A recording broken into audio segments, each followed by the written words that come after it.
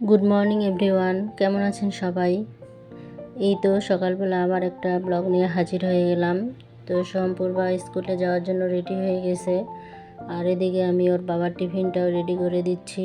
পরোটা আর গতকালের খাসির মাথা ছিল, ওই খাসির মাথার তরকারি তো পরোটার সাথে দিয়ে দিলাম, আর কিছুই দেবো না, এগুলো দিয়ে খেয়ে নেবে।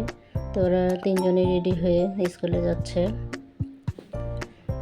আর এদিকে আমি ওদেরকে বিদায় দিয়ে দিলাম, তারপরে গেট লাগিয়ে তারপরে চলে আসলাম বাসায়। এসে গাছে ফুল তুলে তারপরে এই যে পূজা দিয়ে নিলাম। তো পূজা দেওয়া শেষ করে নাস্তা খেয়ে একটু টুকিটাকি কাজ করলাম। তারপরে তো দুপুরকার রান্নার আয়োজন করে নিছি। এগুলো ট্যাংরা মাছ, তো ট্যাংরা মাছের আলুর ডাল দিয়ে ট্যাংরা মাছ রান্না করব, আলু ভাজা করব, আর এদিকে লাল শাক ভাজা করব আর করলা ভাজা করব। তো লাল শাকগুলো কিছুক্ষণ জলে ভিজিয়ে রেখেছিলাম লবণ দিয়ে, কারণ বর্ষাকালের শাক অনেক পোকামাকড় থাকে, তাই ভালো করে ধুয়ে নিলাম। আর এদিকে লবণ হলুদ মাখিয়ে নিলাম ট্যাংরা মাছ আলুর ডাল দিয়ে খেতে খুব ভালো লাগে। আর আজকে আলুর ডাল রান্না করব আমার মায়ের মতো করে। আমার মা এভাবে রান্না করে আলুর ডাল, আজকে সিদ্ধ করে করব না। তো কিভাবে রান্না করতেছি আপনাদেরকে দেখাবো।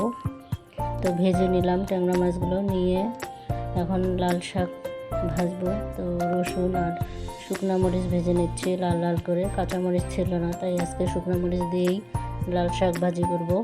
তো এই তো লাল শাক দিয়ে দিলাম। লাল শাকগুলো অনেক কচি ছিল, খেতেও অনেক মজা হয়েছিল। তো এই যে শুধু লবণ দিব, হলুদ দিব না, অনেকে আবার হলুদ দেয় শাকের মধ্যে, আমি আবার শাকের মধ্যে আর হলুদ দিই না, কেন জানি আমার কাছে গন্ধ লাগে।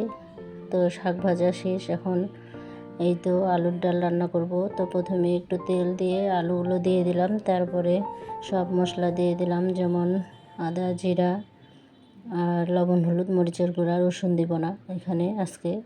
তো এগুলা দিয়ে একটু কষায় নিয়ে জল দিয়ে দিব সিদ্ধ করার জন্য। তো এই তো ভালো করে আলুটা ভেজে নিলাম, একটু হালকা ভেজে নিয়ে এখন জল দিয়ে দিলাম, দিয়ে সিদ্ধ করে নেব। আর এইভাবে আলুর ডাল রান্না করলে খুবই মজা লাগে, একটা অন্যরকম স্বাদ হয়। আর সিদ্ধ করে রান্না করলে ওটা আবার আলাদা স্বাদ হয়। তো আমার মা এইভাবেই রান্না করতো, তো মায়ের মতো আজকে রান্না করতেছে। এই তো জল শুকিয়ে গেছে, এখন আলুটা একটু কষায় নিয়ে তারপরে ম্যাশ করে নেব।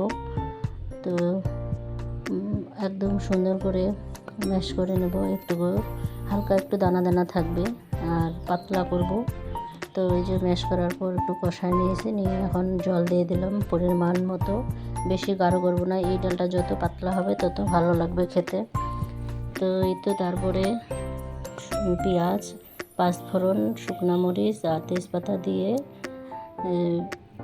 বাগার দিয়ে দিছি। তারপরে এই তো মাছগুলো দিয়ে দিলাম, দিয়ে কিছুক্ষণ ফোটালেই আলুর ডাল রেডি।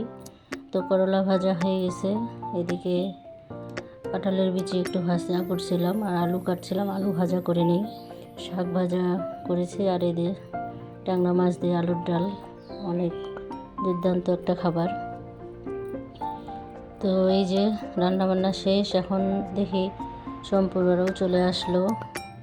তো ওদেরকে এখন খেতে দিয়ে দিব, ওরা স্কুল থেকে চলে আসছে। তো যাই হোক, ওদেরকে এখন খেতে দিয়ে এলাম দুপুরবেলা একসাথে, যেহেতু চলে আসছে। খাওয়া দাওয়া শেষ করে এখন বিকেলবেলা একটু নাস্তা রেডি করব। তো আজকে বানাবো পাস্তা। তো লবণ আর পাস্তাগুলো সিদ্ধ করে নিলাম, নিয়ে এই তো পেঁয়াজ ভালো করে ভেজে নিলাম লাল লাল করে, তার মধ্যে ডিম দিয়ে দিলাম, কাঁচামরিচ ছিল না তাই চিলি ফ্লেক্স দিয়ে দিব আজকে। তো ঘরে কাঁচামরিচ শেষ হয়ে গেছে, এই জন্য আর দিলাম না। তারপরে এই যে পাস্তা নুডলস দিয়ে দিলাম একসাথে, দিয়ে কিছুক্ষণ নাড়াচাড়া করব আর মশলা দিয়ে দেবো, সস দিব আর চিলি ফ্লেক্স দিব, দিয়ে সুন্দর করে নাড়াচাড়া করে, এটা এগ পাস্তা নুডলস খেতে ভালোই লাগে। তো আজকের ভিডিওটা এই পর্যন্ত, টাটা।